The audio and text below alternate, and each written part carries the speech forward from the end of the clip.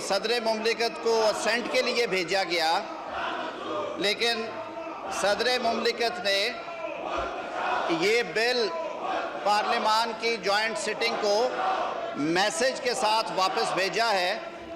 मैं इस मोअज़्ज़ज़ ऐवान के सामने मैसेज पढ़े देता हूँ जी, और फिर मैं उसके जो जवाब है सर उसमें भी कुछ अर्ज करना चाहूँगा। जी पढ़िए जी। Sir, the message reads as under. On an in-depth consideration of the Supreme Court Practice and Procedure Bill 2023 to provide for the practice and procedure of the Supreme Court of Pakistan, the following aspects require due consideration.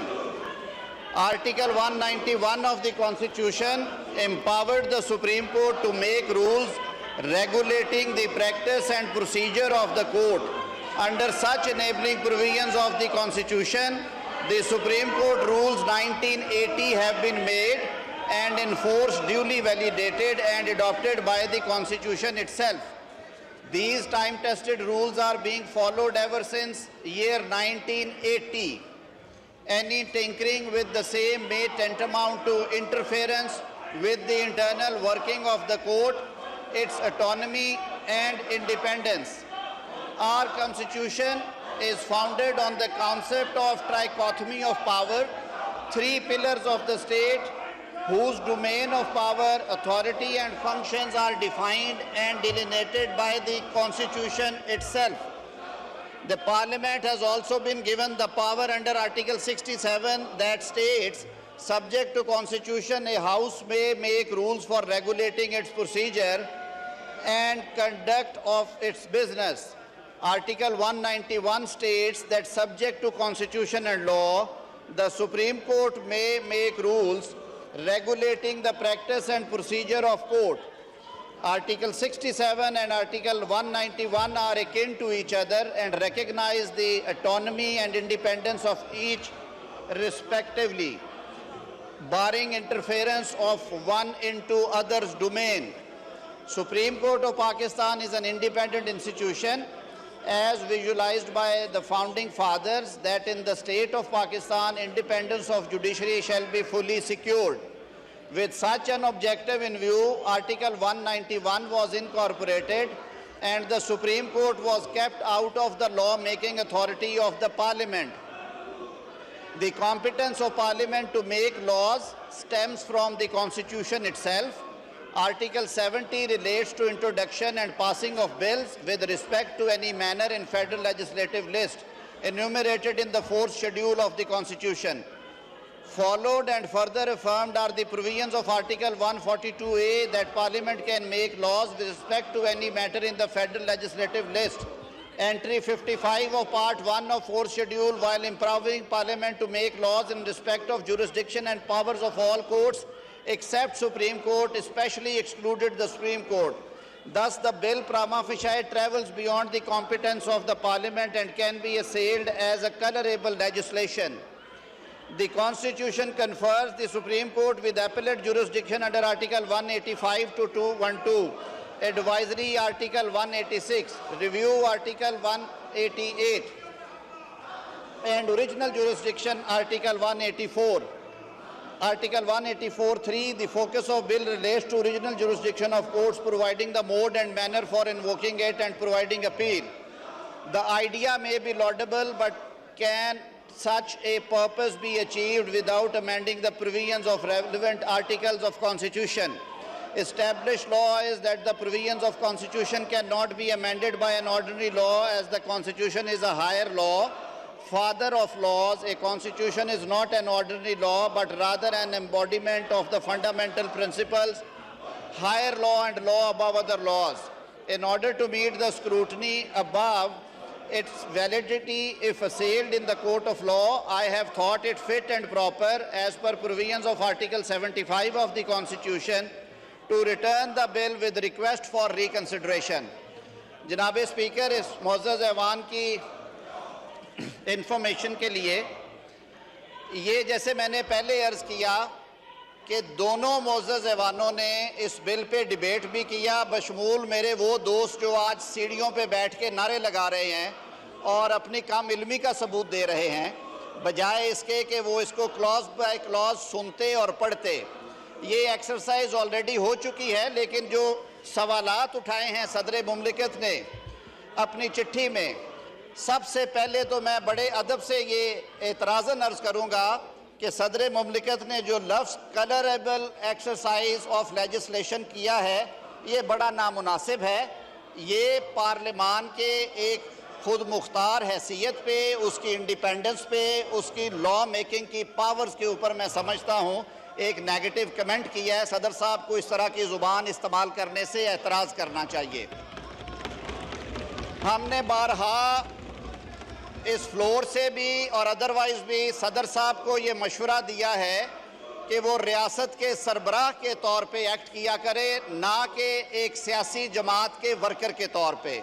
मेरे लिए इस मौजूद ऐवान का रुकन होने की हैसियत से ये बात बड़ी तकलीफ़ देह है कि सदर मुमलिकत अपनी आइनी जिम्मेदारियाँ पूरी करते हुए तासुब की सियासी ऐनक पहन लेते हैं और अपनी जमात की सर्विस शुरू कर देते हैं, ना कि वो आइन की और कानून की पासदारी के लिए काम करते हैं। पहली बात उन्होंने फरमाई कि आर्टिकल 191 के नीचे सुप्रीम कोर्ट के रूल्स बनते हैं, तो उन रूल्स की मौजूदगी में किसी किस्म की कानून साजी की गुंजाइश नहीं है। मैं अदब से अर्ज़ करूँगा कि आर्टिकल 191 की जो लैंग्वेज है वो बड़ी सिंपल है। वो शुरू ही यहाँ से होता है, subject to constitution and the law. तो वर्ड लॉ जब इस्तेमाल किया गया तो पार्लियामेंट को पावर्स दे दी गई कि वो इनेक्टमेंट करे। दूसरी बात, सदर मुमलिकत ने उसकी ज़िद में कह दी, उन्होंने कहा अगर इख्तियार है भी है तो फेडरल लेजिस्लेटिव लिस्ट के आइटम 55 के तहत सुप्रीम कोर्ट को एक्सक्लूड किया गया है। माजरत के साथ सदर मुमलिकत ने यहाँ पे फिर वही ऐनक पहनी तासुब वाली, काश वो ऐनक उतार के आइटम 55 को एज अ होल होलिस्टिकली पढ़ लेते। उसमें जहाँ तक जुरिस्डिक्शन करटेल करने का ताल्लुक है वहाँ आप लेजिस्लेशन नहीं कर सकते, लेकिन हमने तो उसकी जुरिस्डिक्शन में इजाफा किया है और एक अपील प्रोवाइड की। दूसरा, ओपननेस लाए हैं, ट्रांसपेरेंसी लाए हैं। जनाब स्पीकर, मैं अर्ज़ करता चलूँ कि मुल्क भर की बार काउंसिल्स और बार एसोसिएशंस और सिविल सोसाइटी ये मुतालबात पिछले कई सालों से कर रहे थे और ये बात जहन में रहे कि 1980 के रूल्स जब बनाए गए थे तो ये रूल्स एक आमराना दौर में बनाए गए थे जब इस मुल्क में जनरल ज़ियाउल हक का मार्शल लॉ था। अगर आप रूल्स को देखें तो आपको उसमें भी आमराना झलक नज़र आती है। ताकत का सारा तर इख्तियार जो है वो एक शख्स यानी चीफ जस्टिस को दे दिया गया, जबकि आईने पाकिस्तान कहता है कि सुप्रीम कोर्ट चीफ जस्टिस और उतने दीगर जज साहिबान पे मुश्तमिल होगी जितने जज साहिबान का तयन एक एक्ट ऑफ पार्लियामेंट के ज़रिए किया जाएगा। और अगर सुप्रीम कोर्ट के जजेस की तादाद तक का तयन एक्ट ऑफ पार्लियामेंट से होता है, इस मोअज़्ज़ज़ ऐवान के बनाए हुए कानून से होता है, तो क्या रूल्स ऑफ प्रोसीजर 191 के ताबे वो नहीं छेड़े जा सकते? तो इस हवाले से सुप्रीम कोर्ट ऑफ पाकिस्तान ने अपनी एक celebrated judgment Amanullah Khan case जो कि 1990 में अनाउंस किया गया, उसमें सुप्रीम कोर्ट ने खुद कहा कि सुप्रीम कोर्ट की वर्किंग और पॉलिसीज़ में ये आला तरीन अदालत है, ओपननेस होनी चाहिए, ट्रांसपेरेंसी होनी चाहिए और मामलात इस तरह से हों कि इंसाफ होता हुआ नज़र आए। बार काउंसिल्स, बार एसोसिएशंस और सिविल सोसाइटी के इन जायज़ मुतालबात को सामने रखते हुए और माजी करीब में सुप्रीम कोर्ट ऑफ पाकिस्तान से अंदर से उठने वाली आवाज़ें जो कि सुप्रीम कोर्ट ऑफ पाकिस्तान के फ़ैसलों के ज़रिए हम तक पहुँची, पाकिस्तान के 22 करोड़ अवाम के नुमाइंदा ऐवान होने के और आईने पाकिस्तान के तहत कानून साज ऐवान होने के हवाले से इस मुअज़्ज़ज़ ऐवान ने ये कानून साजी की और इन प्रोसीजर्स और रूल्स में ट्रांसपेरेंसी लाने के लिए इम्पीरियल कोर्ट का जो एक तासुर पैदा हुआ है उसको ख़त्म करने के लिए वन मैन शो की जो बातें आई हैं उनका असर ज़ायल करने के लिए और एक शफाफ तरीक़ाकार देने के लिए ये सही की गई और सोच विचार के बाद ये कानून बनाया गया। सदर मुमलिकत ने यह भी कहा कि ये सुप्रीम कोर्ट यानी कि अदलिया की आज़ादी के हवाले से ये उसमें इंटरफेयर करता है, जो मेरे भाई और बहनें भी कह रहे हैं। मैं बड़े अदब से अर्ज़ करूँगा कि ये तमाम तर इख्तियारात सुप्रीम कोर्ट के मोअज़्ज़ज़ जज साहिबान को ही दिए गए हैं। जो काम अकेले चीफ जस्टिस करते थे, अब वो नेक्स्ट 2 सीनियर मोस्ट जजेस की मुशावरत से करेंगे। इससे अदारे में यगानगत का और इज्तिमाई सोच का जो कल्चर है वो बनेगा और अदारे की जो वर्किंग है उसमें मज़ीद ट्रांसपेरेंसी आएगी, इंडिपेंडेंस आएगी और इस किस्म के क्रिटिसिज्म से अदारा महफूज रहेगा। तो इन मारूज़ात के साथ मैं ये अर्ज़ करूँगा कि क्योंकि दोनों ऐवानों ने बड़ी सोच विचार के बाद ये कानून पास किया, इस कानून की पैसेज के बाद प्रिंट और इलेक्ट्रॉनिक मीडिया के ज़रिए बार काउंसिल्स और बार एसोसिएशंस की करारदादों के ज़रिए इसको लार्जली अप्रिशिएट किया गया और कहा गया कि ये वक्त की ज़रूरत थी, इसे बहुत पहले हो जाना चाहिए था।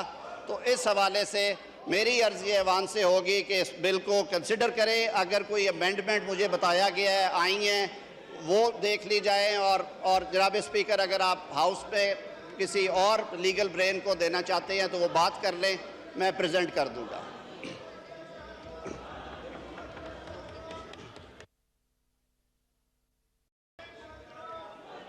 Law Minister, please move item number 2.